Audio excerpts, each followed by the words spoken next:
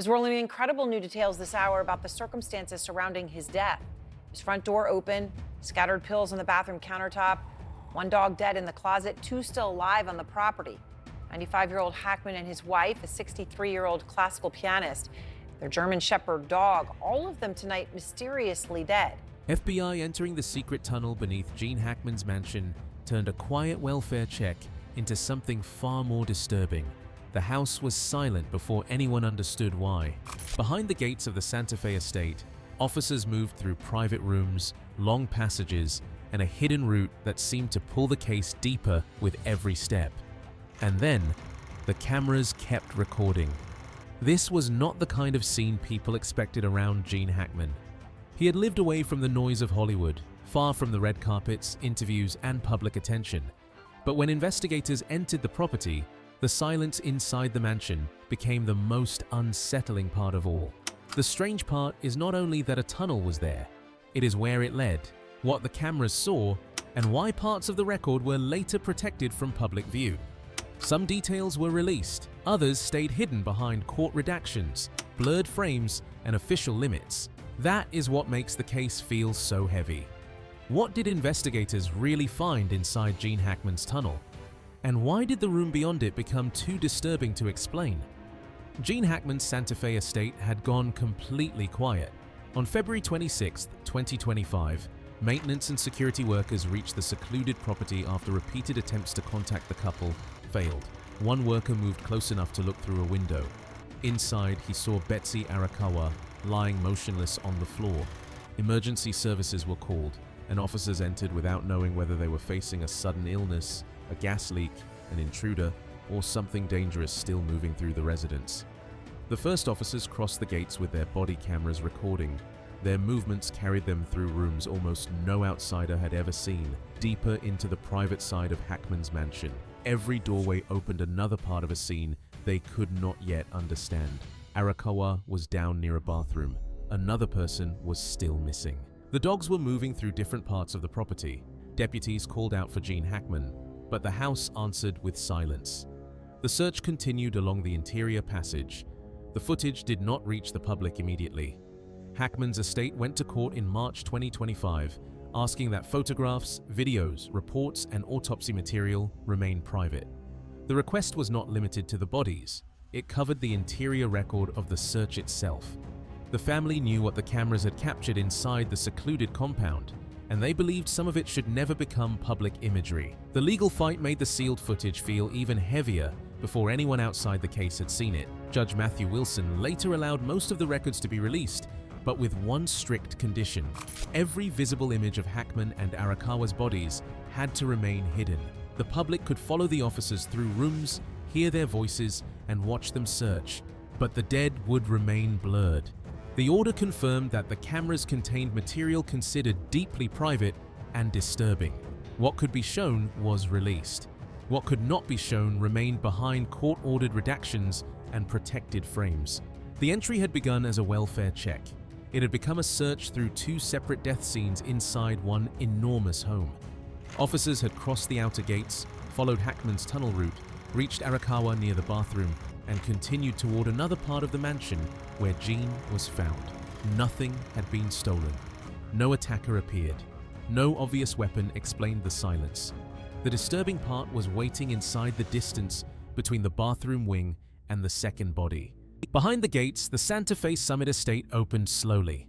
The compound covered roughly 53 acres with about 13,000 square feet spread across the main residence and its connected spaces. A guest house stood elsewhere on the property. So did an artist's studio, wooded grounds, work areas, and secondary buildings. From outside, the estate looked quiet and protected. Inside, it was large enough for two people to die in separate wings without either scene being immediately visible from the entrance. Gene Hackman had helped shape the home with architects Stephen Samuelson and Harry Dapple. They rebuilt and expanded an older structure rather than creating one simple modern box. Broad rooms opened into raised spaces. Private sections sat beyond enclosed connections. Work areas, living rooms, and separate wings followed the natural slope of the land. The design gave Hackman privacy, but it also created distance. A person could move through the connected interior and disappear from view long before reaching the other side, Large windows faced the mountains, yet the property remained hidden behind dense trees, winding roads, locked gates, and sloping ground. Light entered the house, but public attention did not. Hackman had spent decades living beneath cameras, interviews, and global recognition. The estate gave him the opposite. It allowed him and Arakawa to live without people watching their daily movements. That same privacy later meant several silent days could pass before anyone outside understood that something had gone wrong. Officers discovered the separation almost immediately. Betsy Arakawa was near the bathroom, while Gene Hackman lay across the residence near an entry or mudroom. Body camera audio captured one officer saying they were in two totally separate areas of the house. The sentence explained why the search felt so uncertain. Deputies were not standing inside one contained scene. They were moving through different wings, trying to understand whether the deaths happened together or days apart. That distance gave Hackman's tunnel its darker meaning. The passage was not important because it looked dramatic from the outside. It mattered because it carried officers from one private world into another. The route moved from the outer gates, through enclosed rooms toward Arakawa's bathroom, and onward to Hackman's location. Each section held a different part of the final timeline. The first room contained medicine, a surviving dog, and a nearby closet that had remained closed for far too long. Betsy Arakawa lay on the bathroom floor with a portable space heater close to her head. Prescription medication sat on a counter, and several pills had been disturbed near the scene. Nothing immediately told officers why she had fallen. There was no clear wound, no visible attacker, no single object explained whether she had suffered a medical collapse, taken too much medication, or encountered something dangerous inside the private room. One of the couple's surviving dogs remained close to Arakawa's body. The animal had not wandered away into the larger estate. It stayed inside the bathroom area, near the person who had cared for it. Officers noticed the position because animals often respond to death in ways people cannot predict. The dog's presence made the room feel less empty. It had remained beside her through the silence, waiting near the fallen caregiver while the household stopped functioning around them. The visible medicine created the first practical question. Investigators examined the prescription bottles, the loose pills, and thyroid medication found nearby. During the first search, overdose or poisoning could not be dismissed. The bottles were among the only clear physical clues available. Later testing showed that Arakawa's medication had not caused her death. But inside those first minutes, officers did not have the toxicology. They had only the disturbed pills and a woman who was no longer breathing. Deputies searched for the signs a violent intruder might leave behind. They looked for forced entry, broken furniture, missing valuables, and blood. The house appeared largely undisturbed. Art remained where it belonged. Cash had not been taken. Doors and rooms did not show the damage of a struggle. The absence of disorder did not explain the deaths, but it moved the search away from robbery and towards something quieter. Something that had entered without breaking a lock. A closet stood beside the bathroom. The door led into a concealed secondary space, small compared with the estate around it. Inside was Zina, the smallest of the couple's 3 dogs, lying dead in a recovery crate. The animal had been placed there after a veterinary procedure. Once Arakawa collapsed, nobody returned to release her.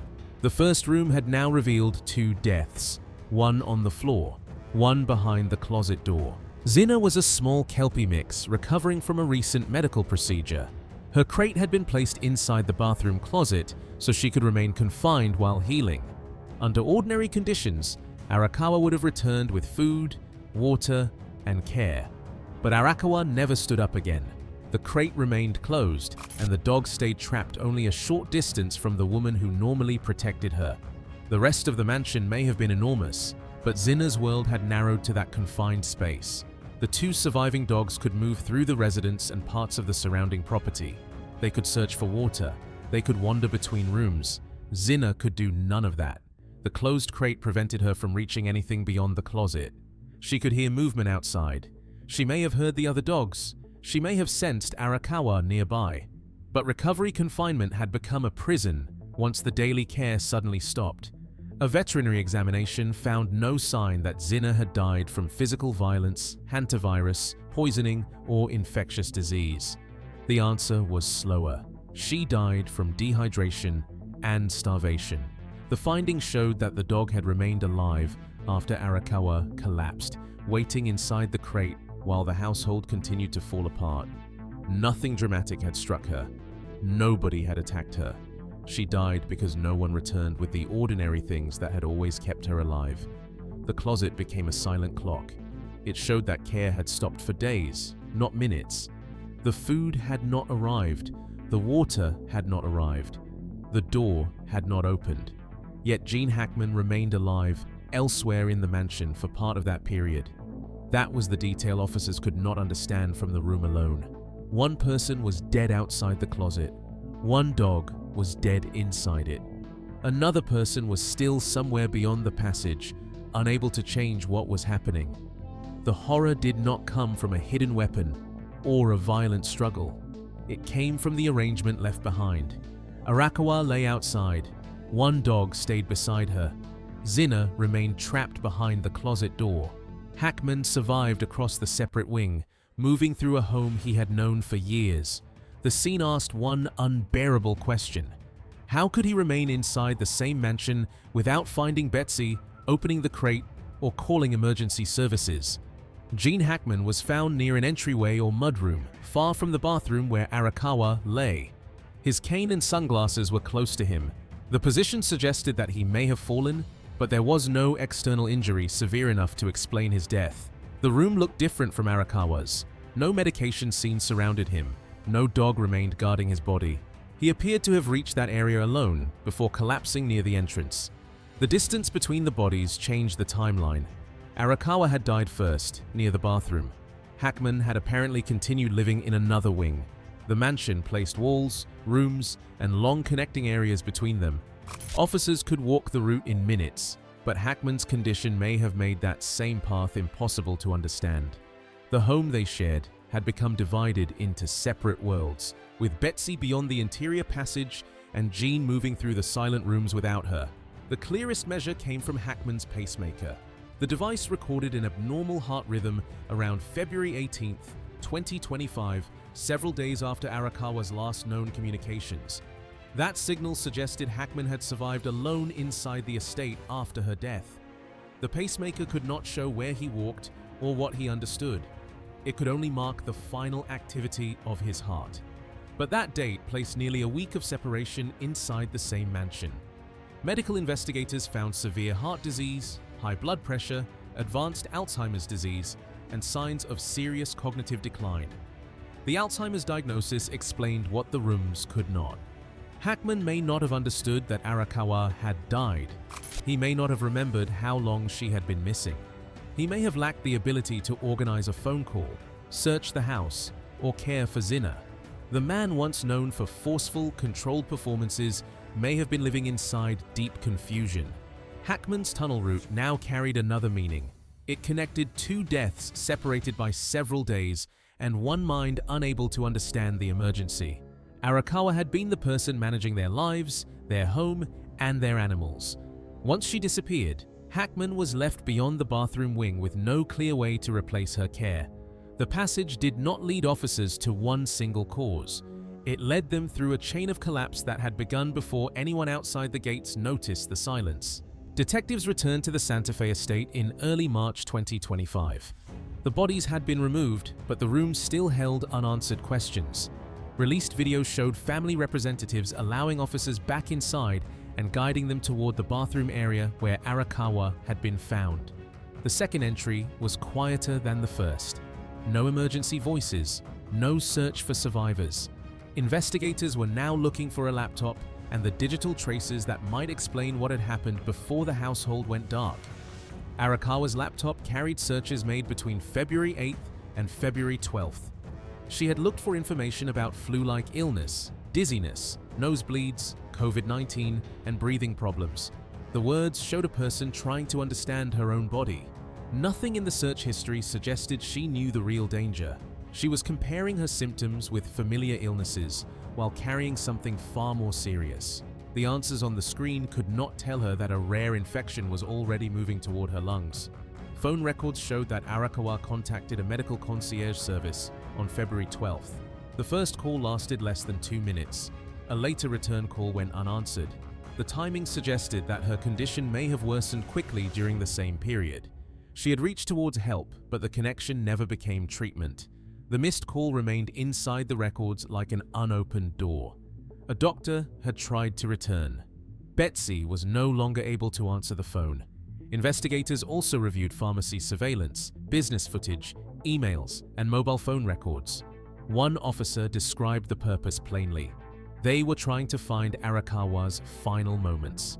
The search moved beyond the mansion and into every place she had recently visited. A store, a pharmacy, a medical call, an internet page. Each small trace helped rebuild the final days, but none showed the exact instant when the dangerous exposure entered her life. State health workers examined the outbuildings, garages, storage areas, and secondary structures around the property. They found rodent feces and live traps in several of those locations. The main residence appeared clean, with no obvious rodent activity inside the living areas. The danger had left signs around the edges of the estate rather than beside Arakawa's body. Hackman's tunnel had led officers through the interior. The environmental search now carried them outward, toward the hidden structures surrounding the mansion. Betsy Arakawa died from hantavirus pulmonary syndrome. The infection is linked to contaminated particles from rodent urine, saliva, or droppings. A person does not need to be bitten. Disturbing dried material can release particles into the air where they are breathed into the lungs. The first symptoms can resemble an ordinary flu: fever, weakness, dizziness, body pain. Then, the illness can turn quickly, filling the lungs with fluid and causing severe respiratory failure. Her search history now made painful sense. Flu symptoms, breathing trouble, dizziness, and COVID-19 questions were not random concerns. Arakawa knew she was becoming sick. She simply did not know what she was carrying. Hantavirus is rare enough that most people would never consider it while searching online. Betsy was looking toward common explanations as the infection moved beyond the stage where rest or ordinary medicine could save her. The environmental search found rodent material in garages and outbuildings, but not inside the clean main residence. That left the first exposure hidden. Arakawa may have entered a storage space, moved an object, opened a container, or passed through a secondary building where contaminated dust had gathered. The action could have felt completely ordinary. No alarm would have sounded. No mark would have appeared on her skin. The moment that began, the entire tragedy remained outside every released frame. Gene Hackman did not die from the virus. His death was attributed to heart disease, with Alzheimer's disease contributing to the circumstances. The two bodies inside the mansion therefore represented separate medical events. Arakawa died from an infection that attacked her lungs. Hackman survived without his caregiver until his damaged heart failed. The connection between them was not a shared poison or gas. It was Betsy's sudden absence from the life Gene could no longer manage alone. The search uncovered a chain, not one simultaneous event. Arakawa encountered an invisible danger. She became ill and died before help arrived. Hackman remained behind with severe cognitive decline. Zinna stayed trapped without food or water. The other dogs moved through the property. Outside the gates, workers assumed the private couple were simply keeping to themselves. Inside, Hackman's tunnel route had become the path through a household collapsing room by room, day by day, beneath complete silence. The official search records name the Santa Fe County Sheriff's Office, local medical investigators, state health workers, utility personnel, and veterinary examiners. These were the people who entered the estate, examined the rooms, and followed the deaths through medical and environmental records. Gene Hackman's FBI connection belonged to one of his most famous screen roles, the federal agent in Mississippi burning. That image followed his name for decades, even as the real search unfolded under local authority. Public descriptions of the property named the main house, guest house, artist studio, and outbuildings spread across the wooded acreage. They did not place every enclosed connection onto a public map. Hackman had rebuilt an older structure through years of private work, creating separate wings, raised spaces, work areas, closets, and secondary rooms. The exact physical construction of Hackman's tunnel remained outside the plans ordinary viewers could see. the estate still held places hidden from anyone beyond the gates. Garages, storage rooms, enclosed closets, and secondary structures sat across sloping land and dense trees. Rodent signs appeared in some of those outer areas. Zinna's crate waited behind a bathroom closet door. Hackman lay in a separate wing. The search did not need one dramatic stone corridor to move through concealed space. The entire compound worked as a private passage from one isolated discovery to another. Hackman's role in Mississippi Burning gave the federal language a familiar face. Audiences remembered him entering dangerous rooms as an FBI agent, asking questions, and uncovering hidden violence. Real life offered no controlled performance. The investigators inside the Santa Fe mansion did not know the ending. They were moving through a dead household, trying to understand why the bodies were separated and why one dog had died inside a closed crate. The exact form of the tunnel remained private, but the route itself was visible. It began at the outer gates, crossed the connected interior, reached the bathroom, entered the closet, continued toward Hackman's wing, and later extended into the surrounding outbuildings. Every part of the final sequence sat somewhere along that path. The title's horrifying discovery was never dependent on one hidden object.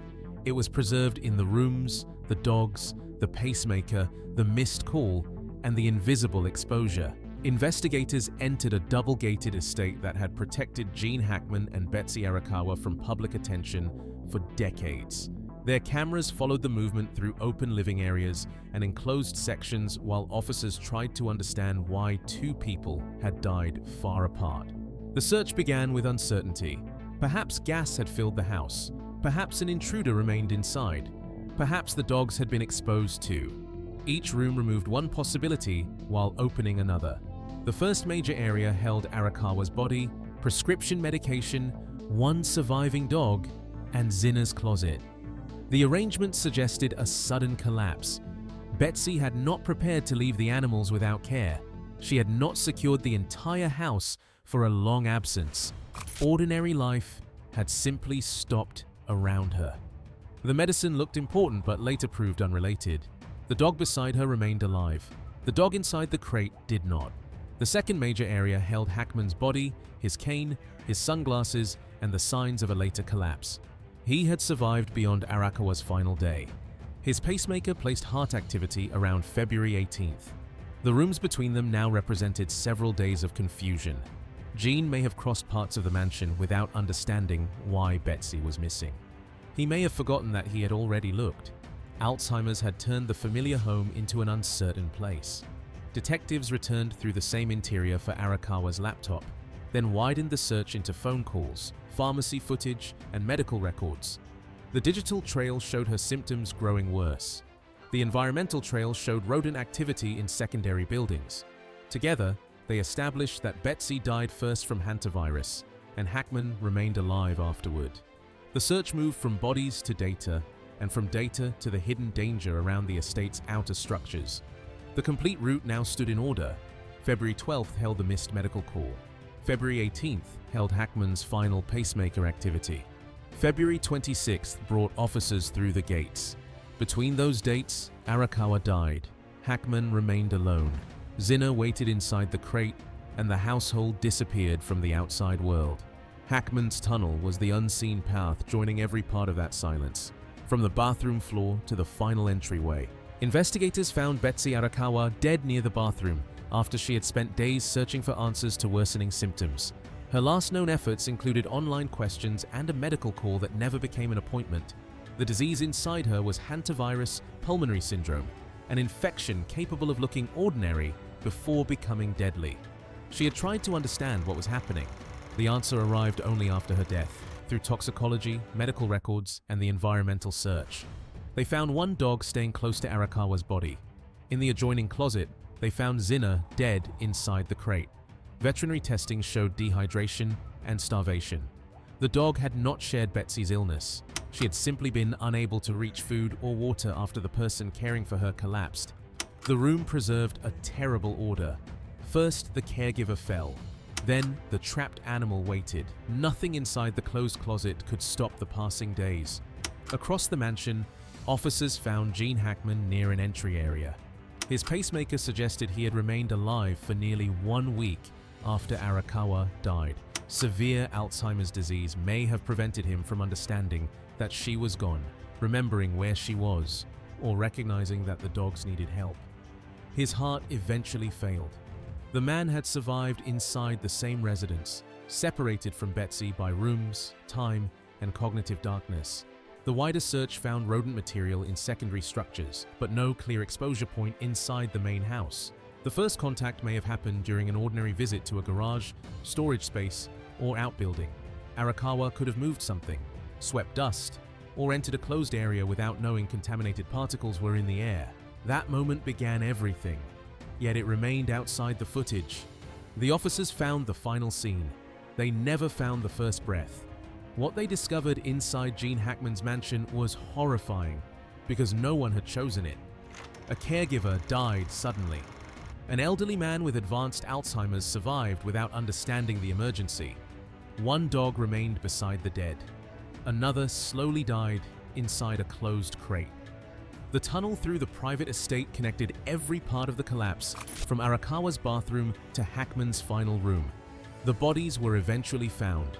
The cause was identified, but the place where Betsy Arakawa first inhaled the infected material remains hidden beyond every camera frame.